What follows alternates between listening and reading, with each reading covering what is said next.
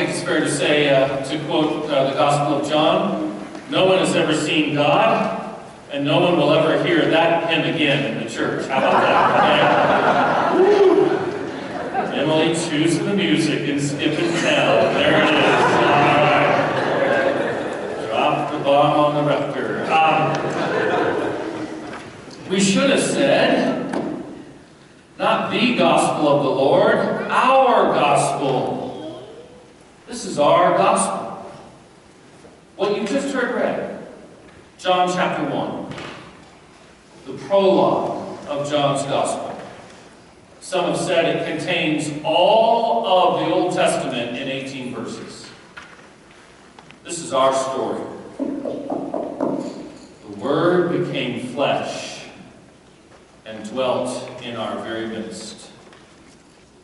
Have you ever wondered why, if you grew up in the Episcopal Church or the Lutheran Church or the Methodist Church, you didn't hear a whole lot about the book of Revelation? Has anybody ever wondered this? Do you remember going to college and getting caught in that Bible study? With a foaming, fire-breathing evangelical Protestant teacher in your dorm, who asked you the kind of gentle questions that you hear in the Episcopal Church. If you died tonight, have you given your soul to the Lord Jesus Christ? And most Episcopalians are going, well, I took communion last Sunday. What's the big deal? Have you been baptized? I was baptized when I was a child. That's not what I'm talking about. Have you ever had this kind of... how come we never talk about the end of the world in the Episcopal Church? We'll leave all that scary stuff to the Baptists. Why? Because they talk it a lot better than we do. Episcopalians are going to go have a drink and God will figure it out. He's got a plan, no big deal. Have you ever wondered about where that comes from? This is our story. Have you ever wondered why every great Christmas tradition came out of the English experience, the English tradition, the English culture? All that great Christmas music, art, heck, even the Brits can get it right once a year with cuisine. Have you ever wondered why, all this explosion of Christmas comes from the English? It's because of this book. Have you ever wondered why Episcopalians memorize Scripture fine if it's only from the Gospel of John? If you went to school, maybe Florida State, like I did, if you've ever met someone that can quote Scripture to answer you things, how's your day? Well, Galatians 5:18. And you go, I have no idea what that means. What's the only Scripture that Christians in the Episcopal Church have memorized? Do it with me. For God so loved the world that He gave His only Son, that all that believe in Him should not perish, but have everlasting life. Great. Yeah, what's the next verse? Nobody knows. It's okay. Why are we so comfortable with John? When this book, the Holy Bible, was translated out of Latin, which had been only printed in for 1,000 years, when it came out of Latin into English, it is the first time that anybody had ever heard what John actually wrote in their own language on the British continent. And it blew their minds. The Word was with God. In fact, the Word was God. In fact, nothing that was created that we can see in the cosmos, visibly and invisibly, matter, quarks, muons, dark matter, was created outside of the Word. No one had ever heard this in English before. It grounded them in a tradition. It so captured their hearts and minds. This is why, if you happen to be Episcopalian, the Gospel of John is the gospel with which we are by far the most comfortable. I don't know if you quote the sheep and the goats from Matthew. I haven't heard you do that lately. This is our time. We are about incarnation.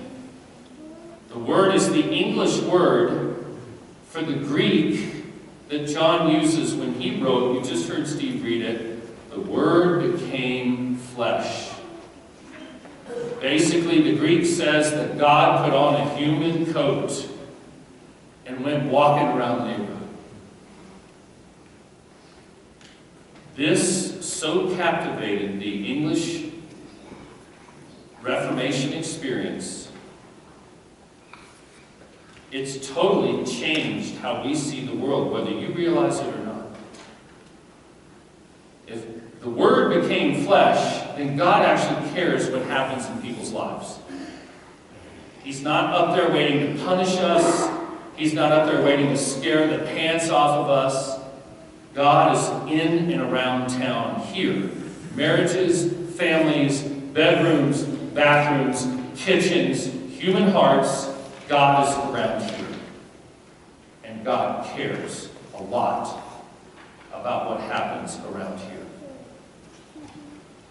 The English tradition of caring for the poor. Where did the Salvation Army, the Red Cross, nursing, compulsory public education, the abolition of slavery, women's suffrage, all of which started on the ground in England because of this story. God cares, and we need to care as well. We're not going to hole up in some place in Texas or Florida and say, to hell with the rest of the world, it can all go, God's going to just rescue us. Have you heard people do that in the past 2 months? Sure. They do it all the time. Not Episcopalians, not Anglicans. We're out on the street. If the world ends, great, but we're going to be in the game in people's lives. Pastoral care. Welcome back, Denise and Rob from the trip. Pastoral care. Why do we care about people? Because the Word became flesh and Jesus cared about us. Everybody get what I'm saying? Did you know how much we are influenced by this story? It's profoundly significant. John rips off the best Greek word the Greek philosophers had, the Word. The highest principle that they could imagine of beauty in the universe. And John goes, yeah, that's Jesus. That's the little baby in the manger that we're celebrating. Everybody look at the cover of your bulletin. Every year I put the same picture on. It's this awesome pinwheel galaxy, HD. Does everybody know why? This is really extraordinarily important for us. John says, nothing that was created outside of the Word. The universe itself echoes with the sound of Christ. There is no argument in our tradition between religion and science. They're climbing up two sides of the very same hill. The John Templeton Society, we had one member of our church, the Reverend Dr. John O'Hearn, who holds a PhD, was a member of the John Templeton Society. Does anybody here know what the John Templeton Society is? It's the English Society of Scientists who are Christians and see no argument between faith and science. Have you noticed that every good philosopher, astronomer, physicist that speak to the press, that write books, that stir it up, they're all English? When was the last time you heard a Belgian scientist make noise in the New York Times? Anyone? Anyone? German? Anyone? No. It's only the English. Why? Because they see the world all integrated. Why? The Word became flesh. John chapter 1. Do you know, when I went to seminary in 1989 in Alexandria, Virginia, half the churches I visited read this gospel at the end of the service every single Sunday. Our story. That's how profoundly significant this is for us. So that's all big and cosmic and pretty amazing. But as I close, I'd like to bust that down just a bit, because I need to take incarnation in small bites.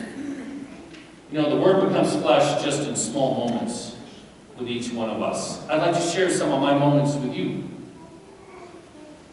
Christmas Eve, I was sick as a dog. I tried to hide it really well. I felt terrible. I'm standing in the back, watching 58 children conduct our pageant. Do you know that our church has produced a baby Jesus from inside the church for the last 18 years? You want to do church growth the fun way? Don't bring a friend to church. Let's just make a Christian. Woo-hoo! Awesome. 18 years we've had our own baby Jesus, and we had our own baby Jesus, and he survived again. Fantastic. I'm sitting in the back watching this beautiful pageant unfold. They started with Scotland the Brave, which is the music of heaven itself, and then went on with the pageant. And in the back row was a young man named Carl. Carl was baby Jesus the first year I was here. He's 24 years old. He was sitting watching the pageant with his father. Incarnation in a small bite.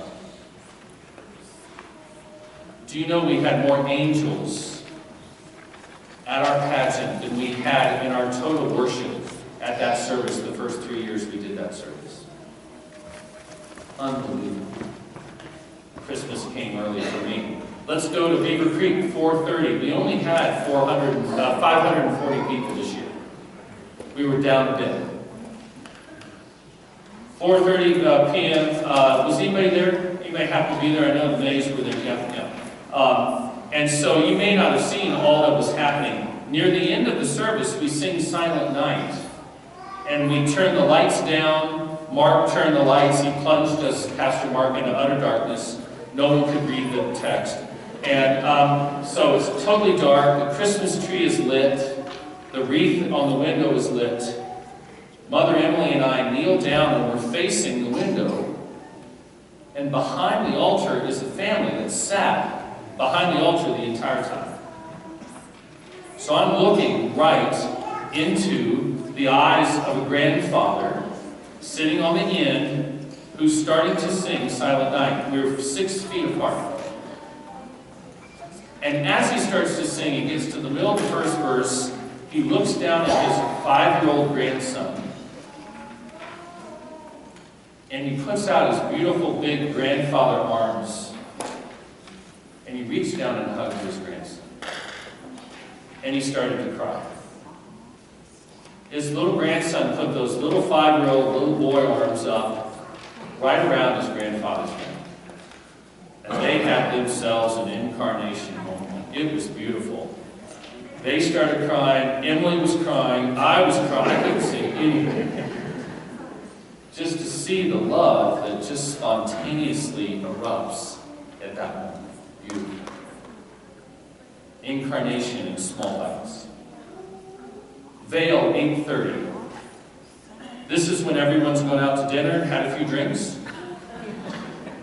This is what I like to call our audience participation ceremony.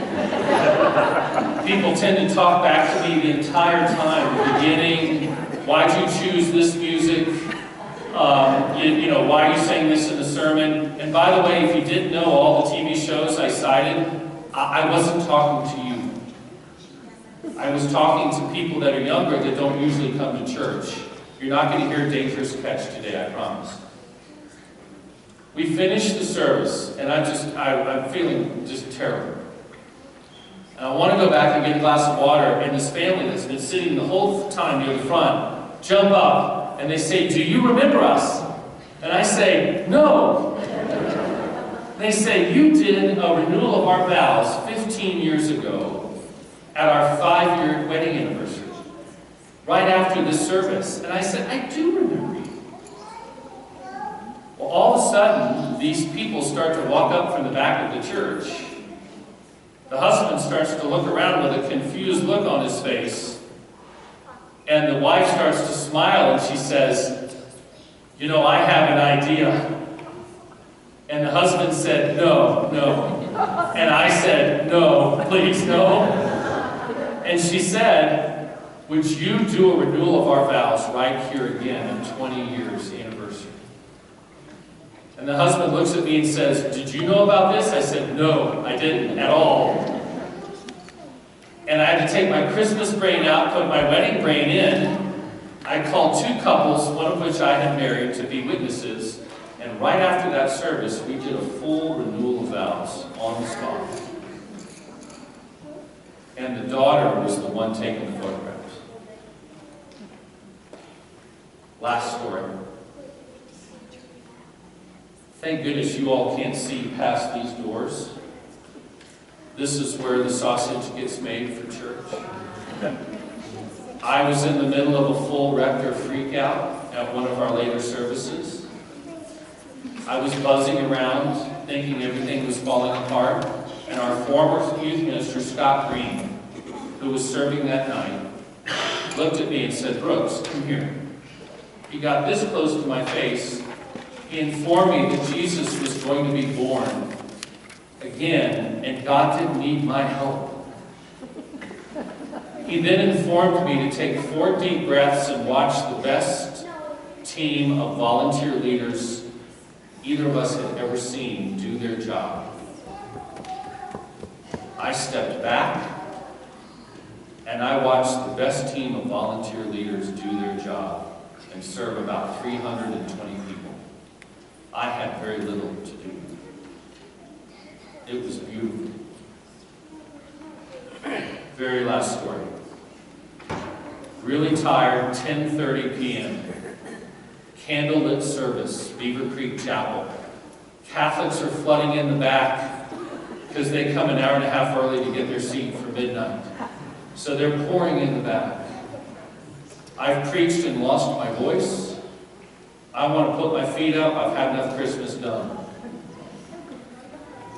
The final hymn starts to play, and there is your deacon in the crowd with his wife and his sister, and your deacon, who's taking treatments for cancer and he's lost his voice. Your deacon's singing Joy to the World, mouthing the words, crying with a big old smile on his face. And I thought, if this guy can sing Joy to the World, I can get a better attitude. And incarnation came again for me. What a joyful service. What a beautiful gift. Incarnation is where we find it. The Word became flesh, and He's walking around the neighborhood right now. Don't miss Him.